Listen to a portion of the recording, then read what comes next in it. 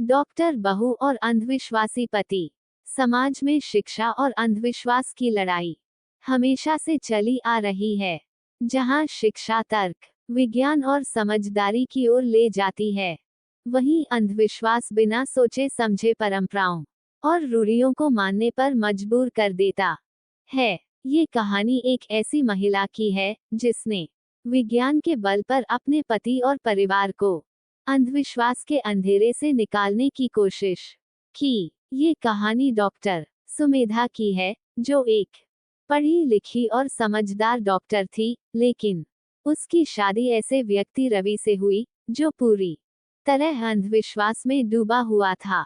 एक ओर सुमेधा तर्क और विज्ञान को मानती थी, तो दूसरी ओर रवि और उसका परिवार झाड़ फूंक, टोने टोटके और बिना तर्क की मान्यताओं पर विश्वास करता था।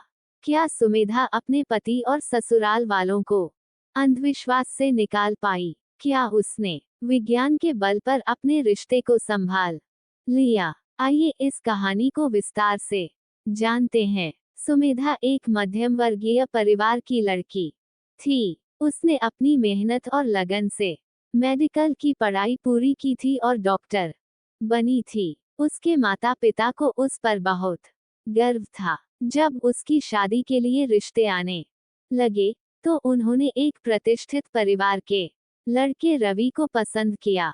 रवि एक बड़ी कंपनी में अच्छी नौकरी करता था और आर्थिक रूप से संपन्न था।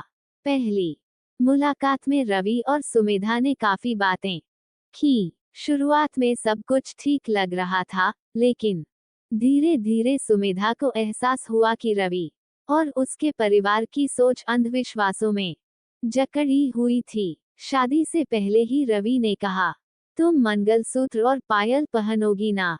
ये सुहागन के लिए बहुत जरूरी होता है। और हाँ, हमारे घर में हर मंगलवार और शनिवार को नींबू मिर्च टांगना अनिवार्य है। इससे बुरी नजर नहीं लगती।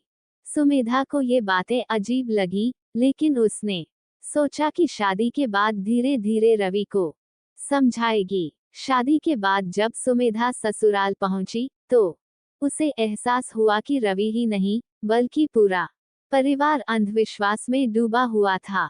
उसकी सास हर काम करने से पहले पंडित जी की सलाह लेती थी। नंद हर पूर्णिमा को टोने टोटके करती थी। रवि कोई भी काम करने से पहले राशिफल और ग्रहों की दशा देखता था। पहले दिन जब सुमेधा किचन में गई, तो उसकी सास ने कहा, बहू, पहली बार दूध उबालने से पहले पूजा कर लो, नहीं तो अशुभ होगा। सुमेधा ने मुस्कुराते हुए कहा, मां जी, दूध उबालने से अशुभ शुभ नहीं होता, बल्कि यह एक वैज्ञानिक प्रक्रिया है जिससे बैक्टीरिया मर जाते हैं। ये सुनकर सासू मां नाराज हो गई और बोली, बहू, हमारे घर में परंपराएं निभाई जाती हैं।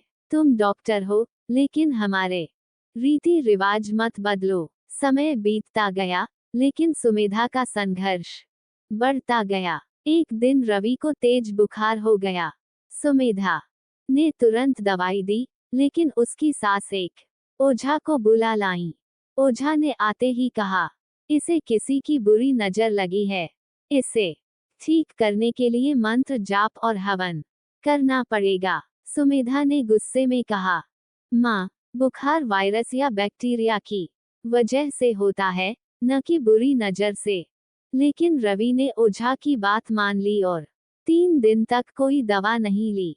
जब उसकी हालत और बिगड़ गई, तब मजबूर होकर सुमेधा की दवाई ली और चंद घंटों में आराम महसूस किया। अब सुमेधा ने उसे समझाने की कोशिश की, देखो रवि, अगर टोने टोटके से बीमारी ठीक होती, तो अस्पताल और डॉक्टर की जरूरत ही नहीं होती। लेकिन रवि ने बात टाल दी और फिर से वही अंधविश्वास मानने लगा। एक दिन सुमेधा ने देखा कि उसकी नंद एक गर्भवती महिला को कह रही थी, डिलीवरी ऑपरेशन से मत करवाना, इससे अशुभ होता है। सिर्फ घर पर दाई से ही डिलीवरी करवानी चाहिए। ये सुनकर सुमेधा को झटका लगा। उसने तुरंत कहा, ऑपरेशन से डिलीवरी का अशुभ से कोई लेना देना नहीं है। यह माँ और बच्चे की सुरक्षा के लिए जरूरी होता है। लेकिन ससुराल वालों ने उसकी बात नहीं मानी।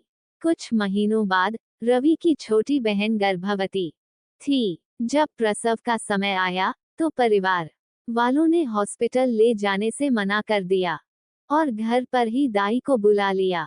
डिलीवरी के दौरान जटिलता आ गई और महिला बेहोश हो गई। जब स्थिति बिगड़ गई तब परिवार को मजबूर होकर सुमेधा को बुलाना पड़ा। सुमेधा ने तुरंत उसे अस्पताल पहुंचाया, जहां डॉक्टरों ने कहा अगर यह और देर से आती तो मां और बच्चा दोनों नहीं बचते। अब ससुराल वालों को समझ में आ गया कि विज्ञान और तर्क को नजरअंदाज करना कितना खतरनाक हो सकता है। जब रवि ने देखा कि उसकी बहन की जान केवल डॉक्टरों ने बचाई तो वह चौंक गया। उसने पहली बार अपनी पत्नी से कहा, सुमेधा, मैं समझ गया कि आंख बंद करके हर चीज मान लेना सही नहीं है।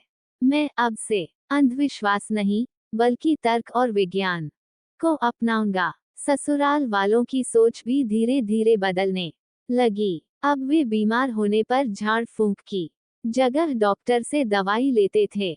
शिक्षा और जागरूकता से ही अंधविश्वास को दूर किया जा सकता है।